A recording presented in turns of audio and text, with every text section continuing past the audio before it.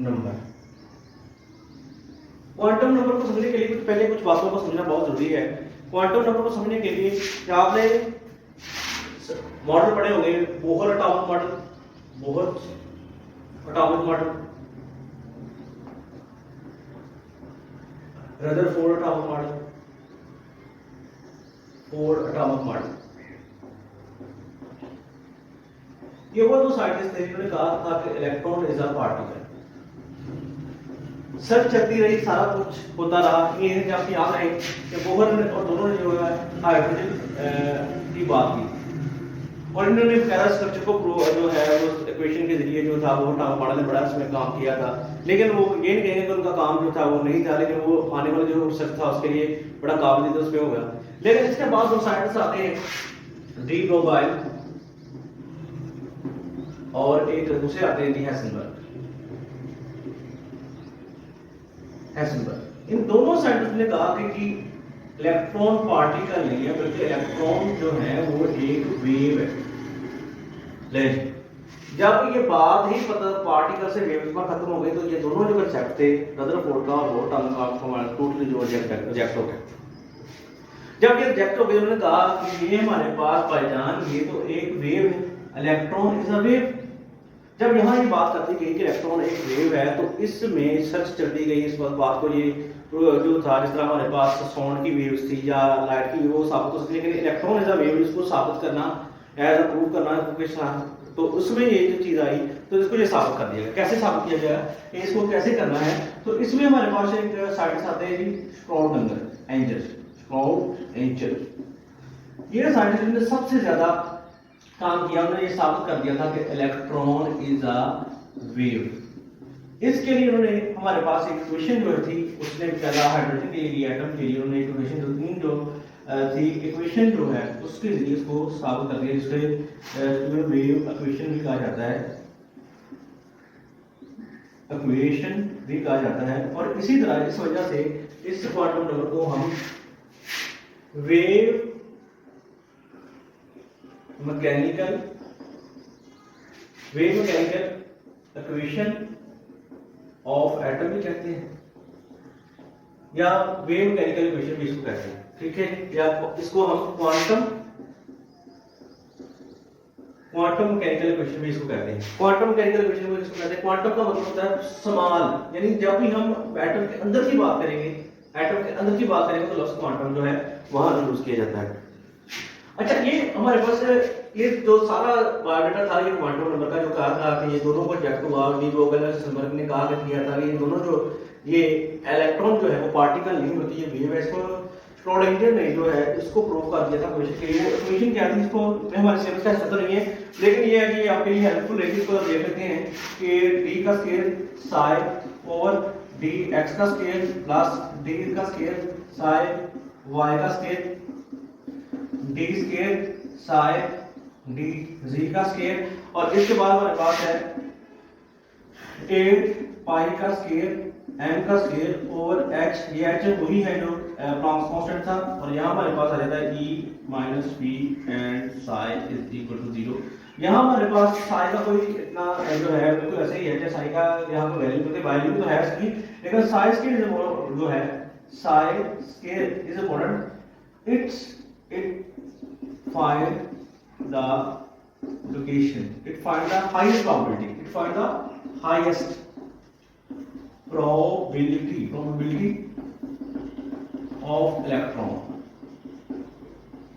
इसको साफ करने के लिए जब उन्होंने ये चीज को साबित कर दिया कि ये इस चीज इक्वेशन के जरिए कि जो इलेक्ट्रॉन होता है वो वेव होता है, और इलेक्ट्रॉन जो है इज अ वेव है, और ये क्योंकि वेव है और इसके पाए जाने की जो प्रॉपर्टी है वो 3D है। 3D यानी कि 3 स्पेसेस में ये स्पेस हो सकता है। वो स्पेसेस क्या है, वो x स्पेस में x y और z तीनों चीजें आ सकती हैं। याद रहे इस क्वेश्चन के जरिए तीन चीजों x y और z जो है तीन जो है नंबर्स जो है वो फाइंड किए गए। वो तीन नंबर क्या थे, वो एक आपने नाम पढ़ेंगे हम अभी प्रिंसिपल, दूसरा था एजम्पचुअल, और तीसरा था हमारे पास मैग्नेटिक। और चौथा है स्पिन, जो कि इस क्वेश्चन से नहीं हुआ था क्योंकि इसकी मैग्नेटिक फील्ड में ओरिएंटेशन क्लॉकवाइज एंटी क्लॉकवाइज के नजर से ये 3 जो नंबर थे वो इसके जरिए जो थे वो फाइंड किए गए थे। यानी इस वो मॉडल था, ये इसका बैकग्राउंड था जिसको समझने के लिए इस वर्क को ये बहुत जरूरी पार्ट था। अगर हम इसको डिफाइन करते हैं कि क्वांटम नंबर बेसिकली होता क्या है, तो हम इसको इस तरह कर सकते हैं, क्वांटम नंबर बेसिकली है क्या, डिफाइन क्या है, इसकी डेफिनेशन क्या है। तो हम ये कह सकते हैं quantum number is a student कहते हैं quantum is a describe the location. Location तो जब कोई चीज है हाईएस्ट लोकेशन कह सकते हैं, हाईएस्ट प्रोबेबिलिटी कह सकते हैं, इसको आप एग्जैक्ट नहीं कह सकते कि ये हमारे पास वो चीज है। अब इसको अगर डिवाइड करना तो हम इसका कर सकते हैं the behaviour of electrons, the behavior of electrons in space। Okay, nucleus के गिर्द हमारे पास इलेक्ट्रॉन जो है, न्यूक्लियस के गिर्द इलेक्ट्रॉन इस स्पेस में है क्योंकि वो वेव है, और वेव का कोई भी बकायदा हम उसको ऑर्बिट का नाम ही खत्म हो गया वहां। और आपने एक यहां से बात आती है, एक आप लफ्ज सुना है ऑर्बिट और एक सुना पढ़ा था आपने ऑर्बिटल्स, जिसका मतलब भी क्या था, probability of finding electrons in space, the behavior of electrons in space around the nucleus, is described by a set of 4 numbers that's called quantum numbers। यानी हमने ये देखा कि इसमें क्वांटम नंबर बेसिकली क्या है, क्वांटम नंबर जो है जो इलेक्ट्रॉन का लोकेशन, हाईएस्ट लोकेशन क्या बताता है, एग्जैक्ट लोकेशन नहीं बता सकता क्योंकि वो वेव को हम जो है वेव की लोकेशन हम एग्जैक्ट नहीं फाइंड कर सकते क्योंकि electron as a wave move कर रहा है, तो हम उसको एग्जैक्ट तो बयान कर नहीं सकते। तो इसमें हमारे पास आ जाता है क्वांटम नंबर बेसिकली क्या है, क्वांटम नंबर वो है जो हमें किसी इलेक्ट्रॉन की हाईएस्ट प्रोबेबिलिटी यानी मैक्सिमम प्रोबेबिलिटी बता सकता है कि इलेक्ट्रॉन इस पोजीशन में हो सकता है इन 3D स्पेस। तो इसके लिए हमारे पास हम देखेंगे इसको इस तरह समझें, तो इस तरह के लिए हर जगह पर पहुंचने के लिए हर जगह करेंगे, जैसे मुझे आपने फाइंड करना हो तो आप देखेंगे कि कौन से इलाके में, कौन से घर में और कौन सी जगह ये रहता है, तो ये इसकी जगह आ गई। तो आप पहले शहर, फिर गांव, यानी फिर शहर, फिर इलाका, फिर उसका घर, फिर घर में वो कौन सी जगह, ये 4 क्वांटम नंबर बन जाते हैं। इस तरह से इलेक्ट्रॉन को एटम, एटम के अंदर कौन सा शेल, शेल के अंदर कौन सा सब शेल, और सब शेल में कौन सी स्पेस, एक्स वाई या जी स्पेस, ये सारा ओवरऑल हम देखें तो ये हमारे पास चारों मिल गए। एक किसी भी इलेक्ट्रॉन की जो है हाईएस्ट पोजीशन को, लोकेशन को जो है probability, highest probability location, highest probability location not exact location को जो है वो एक्सप्लेन करता है। इस चीज को हम क्वांटम नंबर कहते हैं।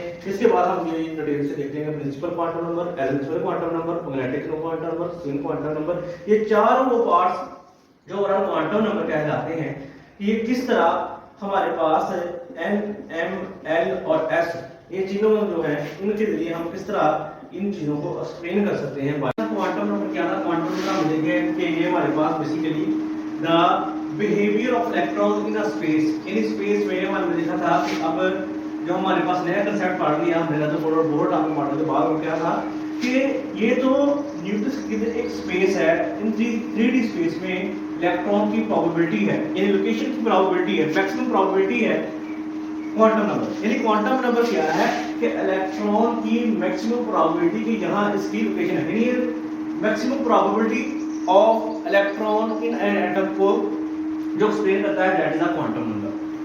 और उसके बाद हमने कहा था कि ये क्वांटम नंबर है, ये क्वांटम नंबर को और मजीद क्लासिफाई किया गया आसान करने के लिए। इसकी 4 डायरेक्शन रखी गई। किस तरह डायरेक्शन रखी गई, जैसे कि हमने कहा था कि कोई चीज है, किसी जगह पर पहुंचना है, किसी चीज के बारे में जानना है, जैसे कि अगर आप जानना चाहते हैं कि फैसलाबाद कहाँ है, अगर हम बात करते हैं तो हम देखते हैं कि फैसलाबाद पहले हम देखेंगे कि हमारे पास प्रिंसिपल क्या है, पाकिस्तान है। पाकिस्तान में हमारे पास कौन सा सूबा है जी, पंजाब। पंजाब में उसके बाद शहर कहाँ है जी, ये हमारे पास फैसलाबाद है। और इसके बाद अगर उसका आपने कोई स्पेसिफिक इलाका सोचना हो, टाउन कहाँ से ढूंढनी हो, तो उसका इलाके में चले जाएंगे।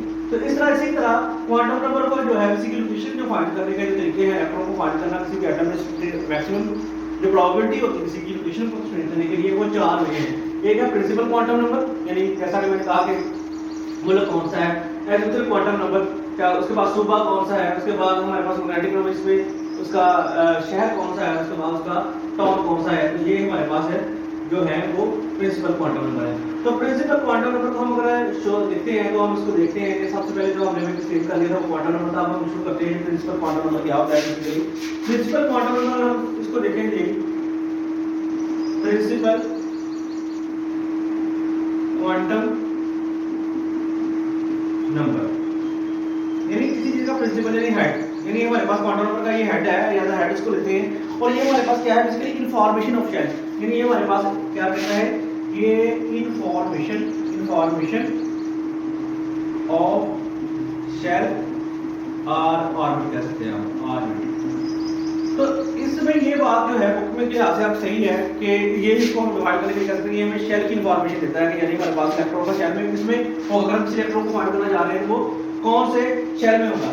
अगर हम देखें इसको हम शुरू करते हैं n से। अब यहाँ हो सकता है कि n 1 हो सकता है, n 2 हो सकता है, n 3 हो सकता है, n 4 हो सकता है, और n is equal to infinite यानी कि इनफिनिट तक भी जा सकता है, और n is equal not equal to the 0, यानी कोई भी एटम ऐसा नहीं जिसमें शेल ना हो, तो ये इज इक्वल टू 0 होता है।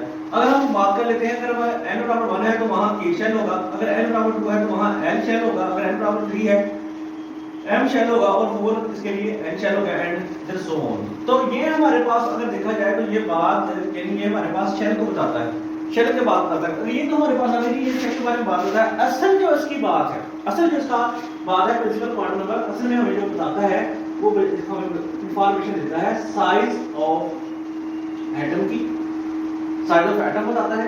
ये देखें अगर k शेल है, l है, m है या n है, तो k होगा तो उसका साइज यानी सिर्फ एक, अगर k उसमें k शेल एक n बराबर उसमें 1 है तो उसका साइज छोटा होगा। अगर ऐसा है यानी इसका बिल्कुल वही हमने जो कि बहुत बड़ा टॉप मॉडल में पढ़ा हुआ है कि जिस तरह साइज बढ़ता जाता है उस तरह जो है वो शेल बढ़ते जाते हैं, यानी शेल बढ़ेगा तो साइज भी बढ़ता जाएगा। और दूसरी बात इसमें बहुत अकॉर्डिंग टू बहुत टॉप मॉडल उसके मुताबिक अगर हम देखें तो ये हमें एनर्जी ऑफ शेल यानी एनर्जी भी बताता है, एनर्जी ऑफ जो है एनर्जी के बारे में भी ये हमें डिस्कशन होता है। एनर्जी ऑफ जो है वो भी हम जो इसकी फाइंड कर सकते हैं, energy of orbit, energy of orbit की भी फाइंड की जा सकती है by this method.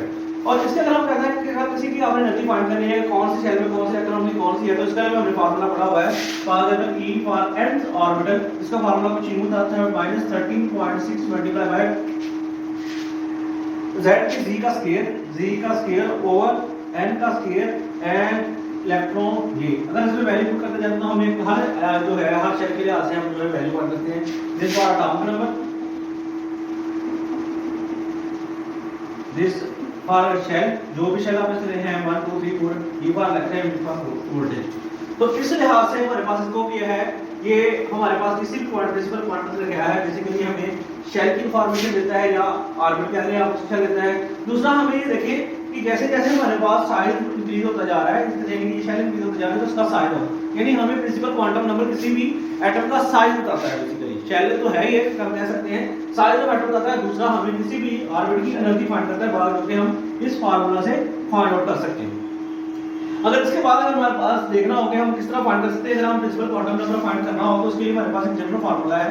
General formula हम इसको इस तरह कर सकते हैं 2n का स्क्वायर। जैसे देखें कि अगर हमारे पास एक ही एटम है तो उसका 2 आएगा, यानी कि हमारे पास 2 इलेक्ट्रॉन है, अगर n इलेक्ट्रॉन पुट करते जाएंगे 1 अगर इलेक्ट्रॉन तो उसके लिए उसका यानी कि उसमें 2 इलेक्ट्रॉन आएंगे, ये वाला पहले शेल में। दूसरे में कितने आएंगे ये देखिए, ये दूसरे में 8 आएंगे इलेक्ट्रॉन। इसी तरह हम किसी भी शेल के जो इलेक्ट्रॉन है वो फाइंड कर सकते हैं। इसी तरह हमारे पास आ जाएंगे 18। इसी तरह ये इस तरह प्रिंसिपल क्वांटम नंबर से हम किसी भी शेल में मौजूद इलेक्ट्रॉन को जो है एटम के साइज के लिहाज से उसके इलेक्ट्रॉन जो है वो फाइंड आउट कर सकते हैं। तो इस तरह ये हमारे पास आ जाते हैं, यानी प्रिंसिपल क्वांटम नंबर जो है बेसिकली हमारे पास साइज, एनर्जी और शेल और ऑर्बिट के बारे में बताता है, कितने किसी भी एटम में कितने शेल ऑर्बिट या उसमें उसका एनर्जी कितनी हो सकती है या किसी उसके उसमें कितने describe orbitals in subshell and orientation यानी ये हमारे पास ऑर्बिटल जो है वो बताता है कि एक सब शेल में कितने ऑर्बिटल्स हो सकते हैं और उसके बाद उसकी लोकेशन यानी इसमें उसकी ओरिएंटेशन कहाँ पाई जाती है। तो ये हमारे पास होता है मैग्नेटिक नंबर। आज जब इसका हम स्टार्ट करते हैं तो इसको देखते हैं कि अगर हमारे पास L जो था वो हमारे पास magnetic number sorry azimuthal number quantum number था और इसके बाद हमारे पास आ जाता है कि M फॉर मैग्नेटिक नंबर और उस मैग्नेटिक नंबर के लिहाज से हम इसको कर सकते हैं। जैसे कि कहते हैं कि जीरो हमारे पास जब एलिमेंटल क्वांटम में शेल में अगर जीरो सब शेल होगा तो उसमें सब शेल कितने होंगे जीरो होंगे, उसमें से जीरो होंगे। अगर हमारे पास जो कि S कहलाता था इसको हमने S का नाम दिया। अब अगर इसके बाद चलते हैं हमारे पास अगर L हमारे पास 1 आता है तो उसमें सब शेल कितना होता है, उसमें हमारे पास कौन सा सब शेल होता था नंबर P सब शेल होता था। अब 1 है तो इसकी अगर हम लिखें फार्मूला को हम इस तरह से लिखते हैं minus l and magnetic number and is equal to minus plus है प्लस, यानी यहाँ से हम कहते हैं इसे हम देखें तो यहाँ ये -1 0 एंड +1 यानी इसमें तीन जो है वो ऑर्बिटल्स आएंगे। यानी पहले शेल में जीरो ऑर्बिटल यानी एक कोई एक्सेप्शन नहीं होता है, यानी एक ही 1s होता है और इसका हमें छोटे क्लास में बड़ा नहीं होता। अब p है, p में तीन सब चल रहे हैं जिसको आपने px py और pz के नाम से जानते हैं, ठीक है। और इसके बाद अगर हमारे पास L2 आ जाता है तो इससे मुराद क्या है, इसमें d आता था और ये कहां से 2 है तो -2 उसके बाद -1 उसके बाद 0 और इस 0 के बाद +1 और उसके बाद +2 यानी d में हमारे पास कितने आते हैं 5 आते हैं, जिसको हमें dx dy dz dx है, यानी ये देखिए dx dy dz and dx के y के एंड dz के ये हमारे पास इसमें 5 सब शेल रहते हैं। इसी तरह जब हमारे पास तीन हमारे पास तीन आ जाएगा तो यहाँ हमारे पास आ जाता है कि f जिसमें कितने नंबर शुरू हो गए, ये -3 से शुरू होगा 3 -2 -1 0 +1 +2 +3 एंड यहाँ यानी इसमें हमारे पास कितने 7 शेप आ जाते हैं, यानी fx की जो है वो 7 सब शेल यानी 7 ऑर्बिटल आएंगे, यानी ये हमारे पास सब शेल है और इसमें भी पाएंगे वाले इसके मजीद जो है ऑर्बिटल्स हैं, ऑर्बिटल्स यानी उसमें मजीद ऑर्बिटल और ओरिएंटेशन से मुराद यहाँ है कि जब ये आएगा तो इसमें जब अगर कोई शेल है तो अगर कोई इलेक्ट्रॉन जो है वो p शेल में पाया जाता है तो उसकी तीन पॉसिबिलिटी है, या तो वो px में पाया जा सकता है या ये py बन जाएगा और या ये pz में पाया जाएगा, ये इलेक्ट्रॉन की प्रॉपर्टी यहाँ आएगी यहाँ आएगी यहाँ आएगी। तो इस क्वांटम नंबर की क्वांटम एनर्जी जो है वो हम निकाल सकते हैं। तो इसका अगर हम जनरल फार्मूला देखते हैं, जनरल फार्मूला अगर हम इसका फाइंड करना चाहें तो इसको इस तरह निकाला जा सकता है 2l+1 से बनाती है 2 यहाँ आ जाएगा जी, अगर हम 0 पुट करेंगे और ये 1 करेंगे तो हमारे पास आंसर 1 आ जाएगा क्योंकि इसका 1 आ जाता है, पहले में कोई नहीं होता तो उसमें एक ही ऑर्बिटल जिसे माइनस कहते हैं। अगर दूसरे में चले जाए वहां 2 1 +1 करें तो यहाँ देखें हमारे पास 3 आता है जिसमें कि 3 ऑर्बिटल बनते हैं 1 1 2 3 जिसमें हमने देखा था। अगर उससे आगे चलते हैं तो हमारे पास आ जाएगा 2 +1 तो यहाँ उसमें 5 आ जाते हैं, जैसे कि हमने देखा 5 सबशेल बन जाते हैं। इसका जनरल जो है फार्मूला इस तरह फाइंड आउट किया जा सकता है। तो हमारे पास क्या है कि जो हमारे पास मैग्नेटिक नंबर है, मैग्नेटिक नंबर जो है वो किसी भी चीज की सबशेल में ऑर्बिटल्स यानी उसके मजीद ऑर्बिटल्स और उसकी ओरिएंटेशन की जो लोकेशन है उसको एक्सप्लेन करता है। यानी p में आएगा तो कौन से जगह पे आएगा, dx में आएगा, dy में आएगा, px में आएगा, py में आएगा, p तो d में आएगा तो dx में कौन कहां ज्यादा उसकी याद रहेगा, हम इसमें देख रहे थे highest probability of the of finding and electron, यानी कि प्रोबेबिलिटी ज्यादा से ज्यादा मिलने की इलेक्ट्रॉन की कहां है, ये था हमारे पास मैग्नेटिक क्वांटम नंबर। अगर इससे आगे हम चलते हैं मैग्नेटिक से तो हमारे पास जो लास्ट वाला आ जाता है उसको हम बोलेंगे spin quantum number. Spin quantum number की अगर हम डिटेल में देखते हैं, स्पिन क्वांटम नंबर जो उसकी बाद में डिटेल आ जाती है, स्पिन क्वांटम नंबर जो है यहां तक जो है ये तीन ऑर्बिटल जो था इसके को एक्सप्लेन किया था। यहां हमारे पास अगर हम देखें तो आ जाता है spin quantum number, spin quantum number. Spin quantum number हमें सिर्फ ये बताता है कि अगर कोई एटम है या इलेक्ट्रॉन है, इलेक्ट्रॉन जो है वो सिर्फ सर्कुलर मूव नहीं कर रहा, यानी कभी हम देखा था कि जैसे बोर में देखा था या उसमें देखा था कि इलेक्ट्रॉन जो है वो मूव कर रहे हैं, जबकि इसमें हमने ये नहीं देखना, इसमें हमने ये हमें बताएगा कि एक तो इलेक्ट्रॉन की रोटेशन ये वाली आ गई जो आपने देखी हुई ये वाली, यानी वो आपने एक एक्स होती है, एक कहता है इसकी ओरिएंटेशन ये होती है about it axis, rotation of axis, rotation of electron about its axis, यानी इसको हम इस तरह लिख लेते हैं +1/2 या -1/2। इसका मतलब ये नहीं कि अगर ये होगी ये होगी ये होगी तो नहीं, इसमें कोई भी है। जब इलेक्ट्रॉन है तो उसमें दो प्रोबेबिलिटी हो जाती है। जब इलेक्ट्रॉन है ये तो हो गया कि जो px में पाया जा रहा है या py में है या pz में है इलेक्ट्रॉन, या dx में है या dy में है या dz में है या f किसी भी शेल में। लेकिन अब उसमें कहा जाता है, अब जब भी इसमें आएंगे तो उसमें जब दो इलेक्ट्रॉन आएंगे, जब भी इसमें पॉली एक्सक्लूजन प्रिंसिपल भी हम देखेंगे, उसको भी देखिएगा। पॉली एक्सक्लूजन प्रिंसिपल के मुताबिक जब भी कहते हैं कि इलेक्ट्रॉन आएंगे एक ही ऑर्बिटल में, यानी एक अगर ऑर्बिटल लेंगे, एक ऑर्बिटल लेते हैं तो उसमें चारों के चारों क्वांटम नंबर जो है वो कभी भी इकट्ठे नहीं आ सकते, चारों क्वांटम नंबर इकट्ठे नहीं आ सकते।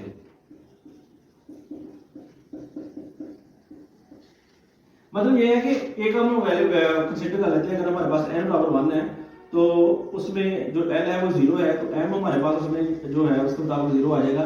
तो उसमें जो s है वो जो है वो हमेशा उसका सेम नहीं आएगा, वो या तो +1/2 आएगा या -1/2 आएगा। तो ये हमारे पास क्या कहने का मतलब है, तो इस तरह रोटेशन ऑफ यानी जब हमारे पास इसका मुताबिक स्पिन क्वांटम नंबर वो है जो हमें ये बताता है कि उसकी जो इलेक्ट्रॉन है उसकी जो ओरिएंटेशन है या उसकी जो स्पिन है उसकी जो मूवमेंट है वो दो तरह से होती है, या तो मैग्नेटिक फील्ड को अप्लाई करते हो या तो वो आएगी क्लॉकवाइज या वो एंटी क्लॉकवाइज आएगी। तो इस आर्टिकल में यहाँ समराइज करते हैं कि क्वांटम नंबर जो था बेसिकली ये डेफिनेशन लिखी है जिसमें हमने बताया था कि ये बिहेवियर ऑफ इलेक्ट्रॉन हमें बताता है, लोकेशन ऑफ इलेक्ट्रॉन से बताता है कि कहां कहां पाया जा सकता है। जिसमें हमने मुख्तलिफ नंबर देखे, प्रिंसिपल क्वांटम नंबर जो कि हमें शेल के बारे में इंफॉर्मेशन देता था, साइज के बारे में इंफॉर्मेशन देता था, एनर्जी के बारे में देता था।